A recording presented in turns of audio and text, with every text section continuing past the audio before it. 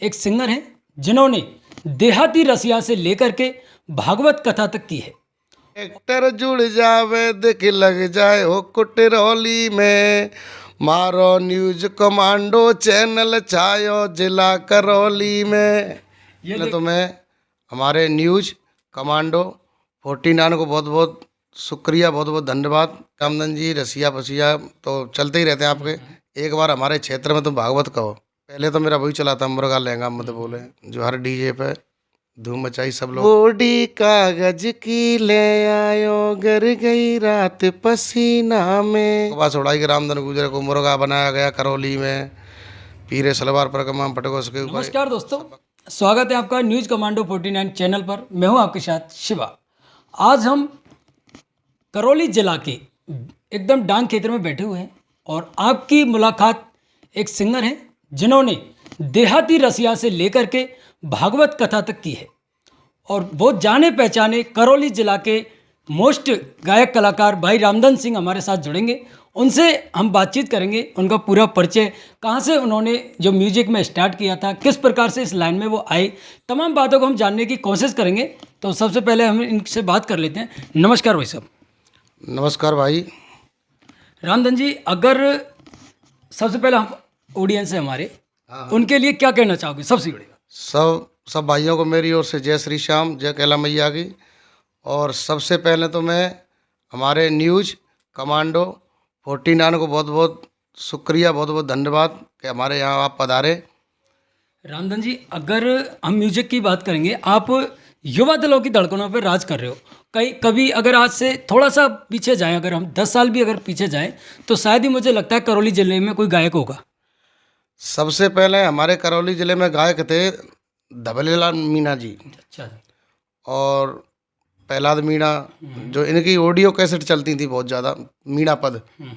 और हमारे अलवर ज़िले में हरिराम गुर्जर साहब, तो जी कलाकार थे। कीरत सिंह गुरुजी थे, मतलब इधर के हैं, यूपी के तोरथाप के। उनकी कैसेट चलती ऑडियो कथा। और उनका शिष्य था नरेश गुजर, उसकी चलती कैसेट रसिया वाली।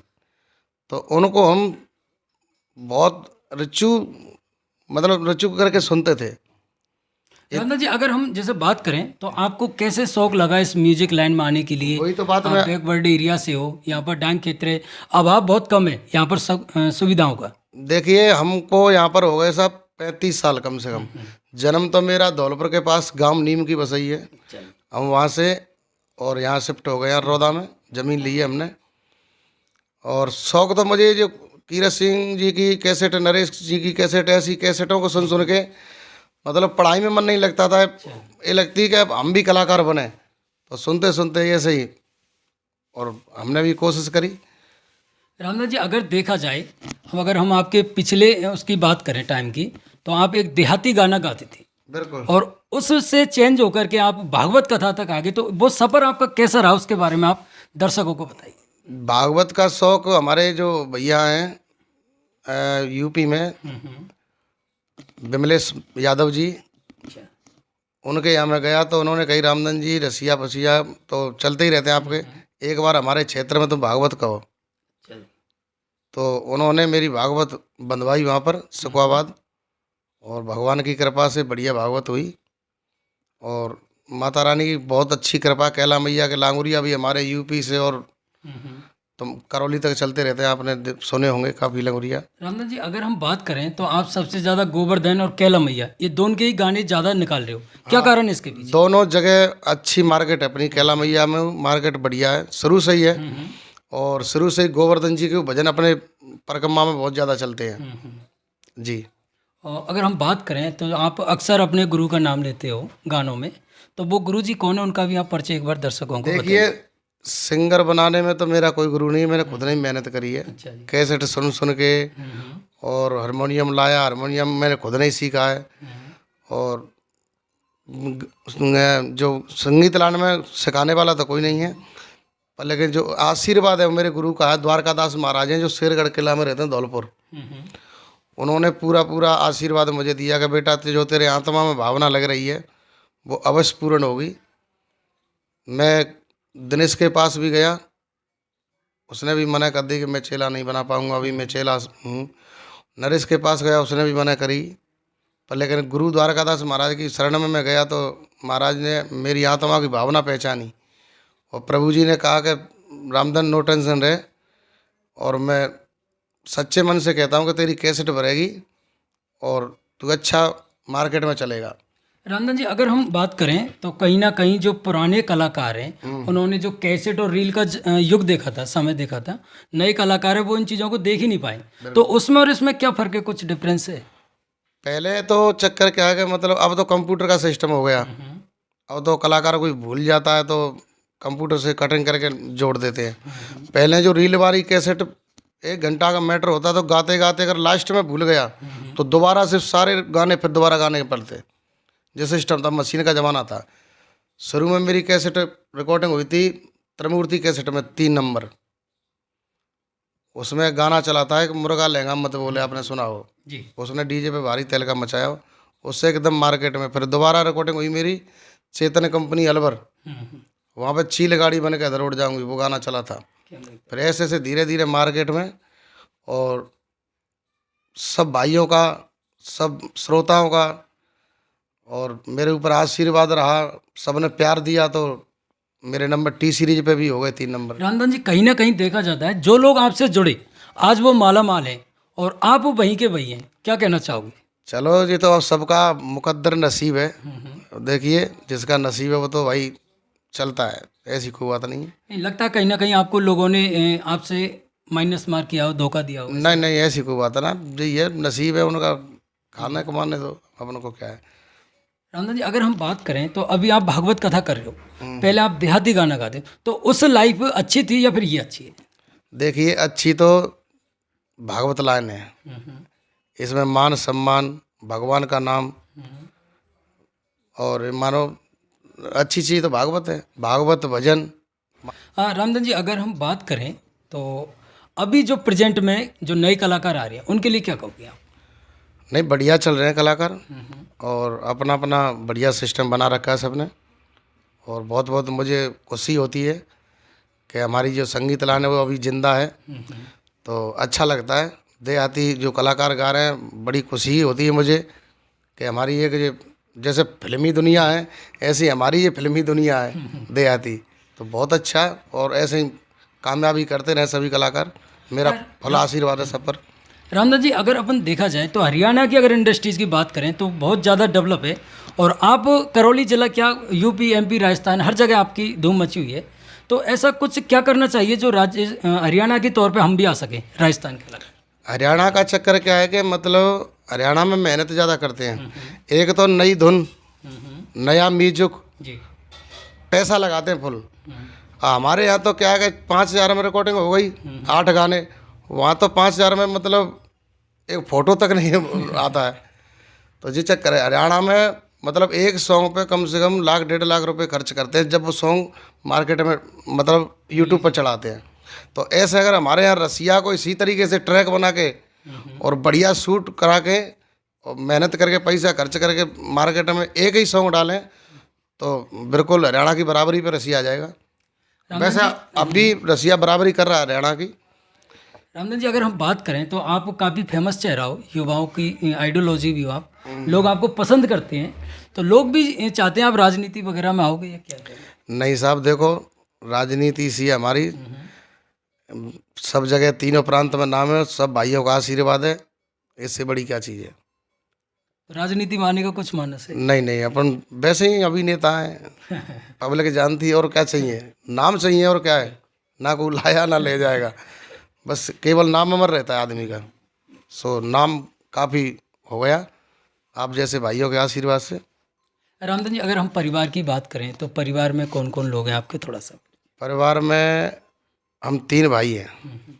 एक मुझसे बड़ा है हितराम गुर्जर, उससे छोटा हूँ मैं, और एक मुझसे छोटा है पातीराम गुर्जर, जो जमींदारी का काम करते हैं। और शादी होगी आपकी? हाँ बिल्कुल, तीनों भाइयों की शादी हो गई। हम दोनों छोटे छोटे भैया हैं जो बरोटपरा ताली में भी आए हैं, मावी सावन के यहाँ। और बड़े भैया हैं जो इधर भी आए हैं, हिंडौन की साइड बोन गांव में, डोइन के। एक बहन जी है वो खूंडरी भी आई है कसाने के। रामदास जी, अगर हम कहीं ना कहीं देखें तो रसिया इंडस्ट्रीज में अगर हम बात करें तो गुर्जर कलाकार ज़्यादा है, तो ऐसा नहीं लगता कि गुर्जरों ने कब्जा कर रखा हो रसिया के ऊपर? नहीं नहीं, ऐसी कोई बात नहीं। अब तो सर्व समाज में रसिया गा रहे हैं, गुर्जर भी गा रहे हैं, यादव भी गा रहे हैं, और जाट व समाज के छोरा भी गा रहे हैं। अब तो सबको शौक लग गया है, सब गा रहे हैं और बढ़िया चल रहा है। अच्छा सिस्टम है रसिया का। रामदास जी, हमारे ऑडियंस भी सुनना चाहेंगे ऐसा कोई गाना आपका जो तहलका मचा रखा हो, तो 2 शब्द अगर आप चाहो तो ऑडियंस को मेरे सुना। गाने पॉपुलर, अच्छा रसिया रसिया सुनना चाह, वो रसिया के बोल रहे हैं या लांगुरिया? रसिया। रसिया सबसे पहले तो मेरा वही चला था, मुर्गा लहंगा मत बोले, जो हर डीजे पे धूम मचाई, सब लोगों ने बहुत प्यार दिया उस गाने को।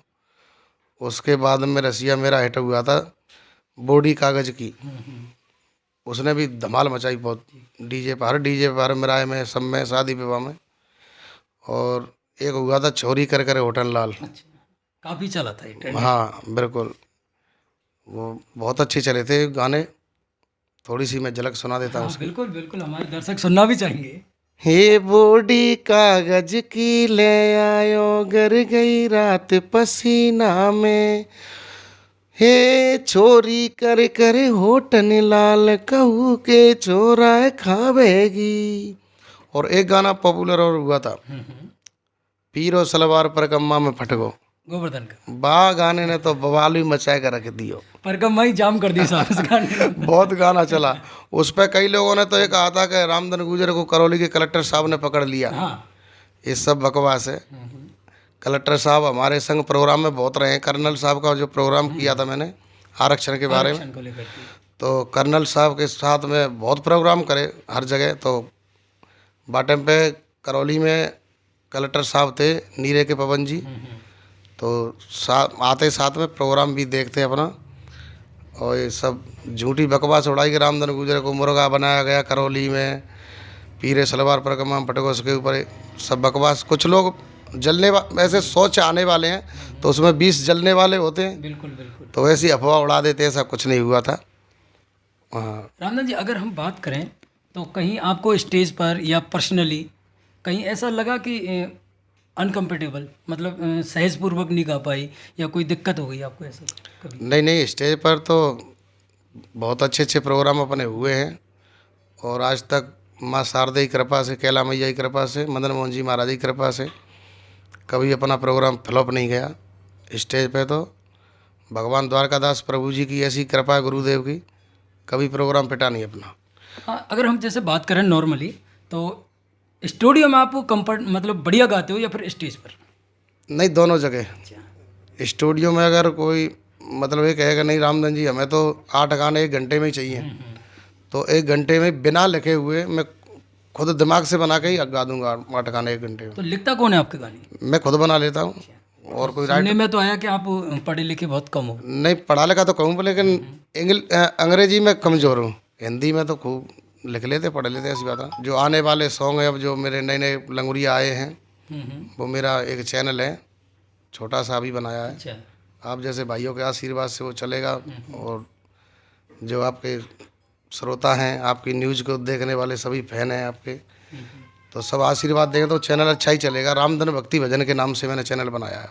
रामधन जी, अगर कहीं ना कहीं देखा जाए तो एक ज़माना था जो रील कैसेट बनती थी, उसमें आपने काफ़ी अच्छा रेस्पॉन्स रहा था लोगों का भी, लेकिन सोशल मीडिया का जब से ज़माना आया है आप लुप्त से होते जा रहे हो, क्या कहो? चक्कर ये है भाई, मैं बताऊं कि सोशल मीडिया में क्या है कि सबसे ज़्यादा इसमें पढ़ाई लिखाई ज़रूरी है। तो जितने भी हम जो पुराने कलाकार हैं, नरेश जी हुए, मैं हुआ और दिनेश जी हुए, तो जब सब पढ़ाई लिखाई की वो है कृपा। अगर पढ़े लिखे होते, इंग्लिश में कुछ जानते समझते, तो आज तो अपना चैनल करोड़ों में होता। तो रामधन जी, क्या आप क्या कहना चाहोगे? ऐसा कोई आदमी आपको नहीं मिला जो आपका ये सारा टेक्निकल देख सके, या फिर आपने ढूंढा नहीं किसी? मिलने वाले मिल जाते हैं, पर आजकल भरोसा नहीं। अच्छा। जैसे चैनल थोड़ा सा बढ़ा, आड़ी पास उठा तो पड़े और ले फुर, कहीं ना कहीं लगता है आपको धोखेबाज लोगों से पाला पड़ रहा है। आज ही चक्कर है। तो इसलिए अब चैनल अपना बनाया, अब समझने लगे थोड़ा बहुत अपन चैनल में, तो कार्रवाई कर लेते हैं अब चैनल में थोड़ी बहुत। और हमारे ऑडियंस भी जानना चाहेंगे चैनल से लोग क्या क्या कर सकते हैं, कितना कमा सकते हैं?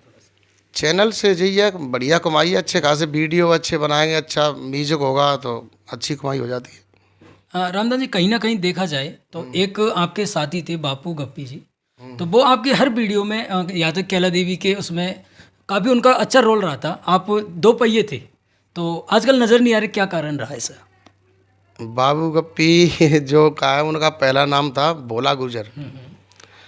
वो रहने वाले हैं तुम्हारे इधर है, यूपी में पड़ता है, पेनाट के पास जी। लड़ुआपरा गांव में। तो पहले क्या है कि मतलब जो त्रिमूर्ति में मेरी रिकॉर्डिंग हुई थी तो उस कैसेट की शूटिंग चल रही। जी। उसने सबसे पहले कीरत सिंह जी की जो पटिया वाले बाबा की कैसेट है उसमें एक्टिंग करी थी, पटिया वाले बाबा बने थे वो। तो लंबे लंबे बाल रख ले। अब मैं सर देखा उनको लंबे बालों में तो मैं वहाँ लिप सिंक देने गया आगरा। जी। सो मैं नाम भी नहीं जानता था उसका। मैं जाके कह रहे मेरी रतन दास महाराज तुम कहाँ से आए? सुबह से हो एकदम। फिर मेरी जब मुलाकात हुई कि भैया मैं ऐसे ऐसे गुर्जर हूँ और नाम मेरा भोला गुजर है। फिर वो भैया हमारी जो हिंडोन कंपनी है तारा म्यूजिक, वहाँ पर आए। तो वहाँ पर वो रहे थे महीना से, वहीं कंपनी में काम करते। फिर मेरे साथ स्टेज प्रोग्राम में सबलगढ़ वगैरह टिकट के प्रोग्राम में चलते ज़्यादा जी। चलते रहे। फिर रिकॉर्डिंग भी हमने दोनों करी, साथ में ढोलक भी बजाई उन्होंने। मैं जेठानी दौरानी कंपटीशन में ढोलक बजाई है, जेठानी दौरानी काफ़ी देखा है आपको। उसमें ढोलक बजाई है भोला गुजर ने, बाबू गप्पी ने। और आज मतलब वो कॉमेडी लाइन में है, अपन रसिया लाइन में, वो कॉमेडी लाइन में मस्त है। तो दूरी का क्या कारण रहा? ना जी पहले चक्कर का पहले वो अपने संग सॉन्ग गाते थे, सॉन्ग में रहते, अब वो कॉमेडी का काम करने लगे। तो कहीं ना कहीं लोग भी अफवाह उड़ा रहे हैं कि आप दोनों में कहा सुनी होगी। अरे नहीं, कहा सुनी कुछ नहीं हुई है। आज भी वही प्रेम बरकरार है। वही मन प्रेम है दोनों भाइयों का हमारा। और वो आगरा रहते हैं और उनका कॉमेडी का काम है, अपना ये वैसा सॉन्ग गाने का काम है। आज भी मुलाकात होती रहती है उनसे। कलाकार गाना चाहते हैं, हाँ। वो अगर आपसे पूछते हैं म्यूजिक के लाइन के बारे में, तो उनकी आप किस प्रकार से मदद करोगे? अब मदद चाहिए पूछेंगे तो बताएंगे उनको भाई। अब जो हारमोनियम बजाना होता है वो तो कलाकार खुद ही सीखता है, वो सिखाने से नहीं, वो तो खुद ही अपने मन ही मन में जो गुनगुनाते रहें और उंगलियां चलती रहे पाते पे हारमोनियम के, वो तो सीख जाएगा। और रही बात गाने की, तो जैसे रिदम आउट है तो 2-4 बार स्टूडियो में गवा के धीरे धीरे सब रास्ता पा जाते हैं। रामदास जी, अगर हम बात करें तो आपने अब तक कितने लोगों को अपना चेला बना लिया, यानी कि कितने लोगों को आपने इस इंडस्ट्रीज में लेके आई? मेरे चेला 2-4 एमपी में, कुछ यूपी में और एक राजस्थान में। जो बड़ा ही बड़ा चेला है मेरा लेखराज गुर्जर करौली, वो बड़ा ही बड़ा चेला। सबसे पहले लेखराज को ही मैंने चेला बनाया था। और ऑडियो गुरु दक्षिणा में क्या दिया था आपको लेकर? ऑडियो नहीं, सब कुछ दिया। बहुत अच्छा मन प्रेम है हमारा उनका। उनके मम्मी पापा भैया सब भी बहुत अच्छा रखते हैं मुझे। और ऑडियो ही मैंने गवाई थी, उसमें ऑडियो के ज़माने थे वो स्टार्ट हो गया था। रामदास जी, आप हमारे चैनल के बारे में भी 2 शब्द ऑडियंस के लिए। मैं तो सब भाइयों से ही कहूँगा कि जो हमारा न्यूज़ कमांडो और जो अपना जो मीडिया चैनल है, सभी भाई इसको फॉलो करें। नई नई खबर हमारे भाई आपको देते रहेंगे, तो सब भाई आशीर्वाद दें, चैनल को सब्सक्राइब करें, लाइक करें और कमेंट में लिख करके बताएं कैसा लगा जो इंटरव्यू। और हर तरीक़ा की वीडियो, हर तरीक़ा की न्यूज़ हमारे भाई शिवाजी आपको लाते रहेंगे। बहुत बहुत धन्यवाद। जय श्री श्याम। ये तो आपका बहुत अच्छा रहा, लेकिन दर्शक आपसे एक लय के साथ में सुनना चाहेंगे, 2 कड़ी अगर आप सुना सकते हैं। जैसे ट्रैक्टर जुड़ जावे देख लग जाए हो कुटरौली में, मारो न्यूज़ कमांडो चैनल छायो जिला करौली में। ये देख सकते हो दोस्तों, ये एक गायक कलाकार की पहचान है। इनसे हमने थोड़ी सी रिक्वेस्ट की थी, hand to hand on spot इन्होंने ये 2 शब्द आपके चैनल के लिए सुनाए। बने रहिए हमारे साथ में, तमाम आपको गायक कलाकारों से, संगीत से जुड़े हुए लोगों से मिलाते रहेंगे। जय हिंद, जय भारत।